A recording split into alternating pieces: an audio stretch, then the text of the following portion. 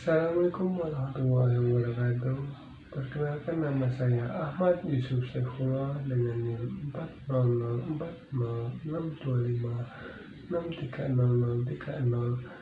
dari kelas reguler A dari Prodi Teknik Listrik Industri Sekolah Vokasi. Jadi di sini saya akan menjelaskan tentang muatan listrik, hukum kolom, dan medan listrik dari mata kuliah Medan Elektromagnetik.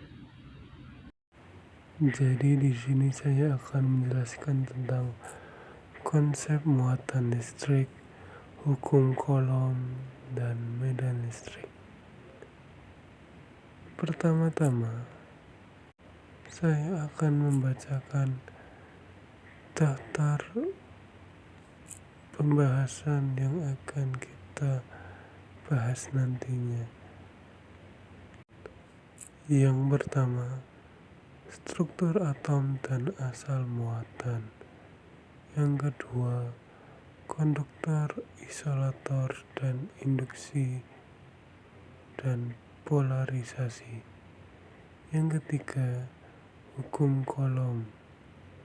Yang keempat, konsep medan listrik. Yang kelima, dipol listrik dan penurunan medan yang cepat. Kita masuk yang pertama. A. Struktur atom dan asal muatan. Atom sendiri terdiri dari inti atau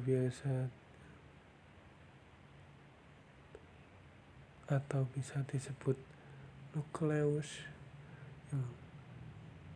yang bentuknya sangat kecil dan berisi proton yang bermuatan positif dan neutron yang tidak bermuatan. Dan nukleus dikelilingi oleh awan elektron yang bermuatan negatif. Muatan pada elektron dan proton memiliki besar yang sama, yaitu E sama dengan 16 kali 10 pangkat 19 kolom. Hal ini sangatlah kecil jika dilihat dengan mata manusia. Massa elektron sekitar 1830 kali lebih kecil daripada proton. Bahkan elektron pun lebih kecil daripada proton itu sendiri. Atom netral memiliki jumlah proton dan elektron yang sama. Kekurangan elektron bisa menghasilkan ion positif, dan sebaliknya jika kelebihan elektron menghasilkan ion negatif. Selanjutnya, B. Konduktor, isolator, dan induksi. Konduktor adalah bahan yang sangat mudah menghantarkan listrik dan panas, sehingga konduktor mempunyai elektron bebas yang mudah sekali berpindah. Contoh dari konduktor yaitu seperti logam yang mudah sekali menghantarkan panas. Lalu isolator. Isolator adalah bahan yang sangat sulit atau hampir tidak mungkin menghantarkan listrik dan panas, atau biasa disebut non-konduktor.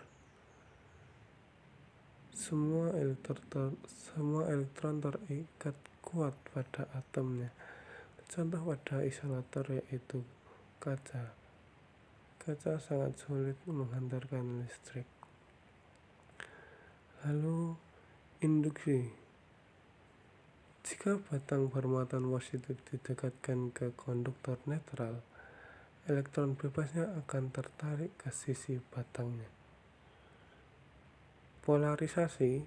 Kalau didekatkan ke isolator, elektron tidak bisa bergerak bebas, tetapi awan elektron atomnya akan terdistorsi ke arah batang bermuatan. Lalu yang C. Hukum kolom. Gaya listrik antara dua muatan yang berbanding lurus dengan perkalian kedua muatan Q1, Q2 dan berbanding terbalik dengan kuadrat jarak atau disimbolkan dengan R kuadrat di antara mereka.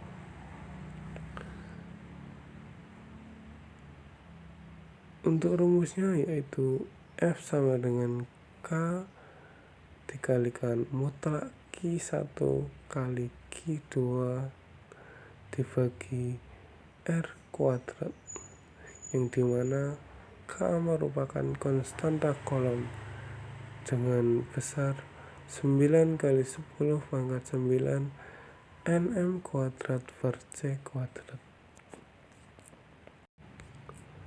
Selanjutnya, konsep medan listrik. Medan listrik sendiri yaitu gaya persatuan muatan. Apa yang ada di sekitar muatan sumber terlepas dari muatan uji apapun yang kita letakkan di sana.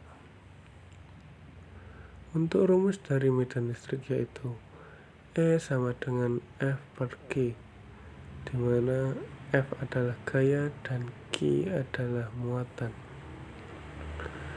Arah medan listrik atau vektor E selalu searah dengan gaya yang dialami oleh muatan uji positif, sehingga medan keluar dari muatan positif dan sebaliknya medan masuk ke muatan negatif.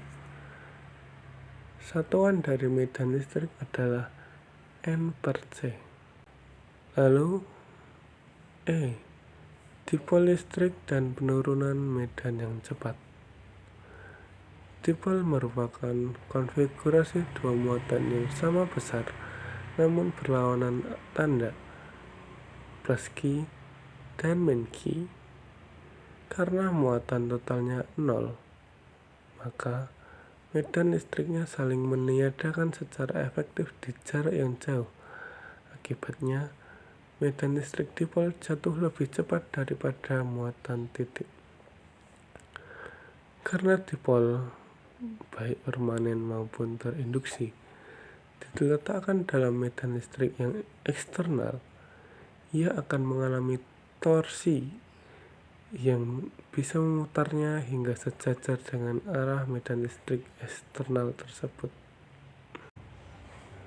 Terima kasih telah mendengarkan apa yang saya sampaikan dari rangkuman muatan listrik,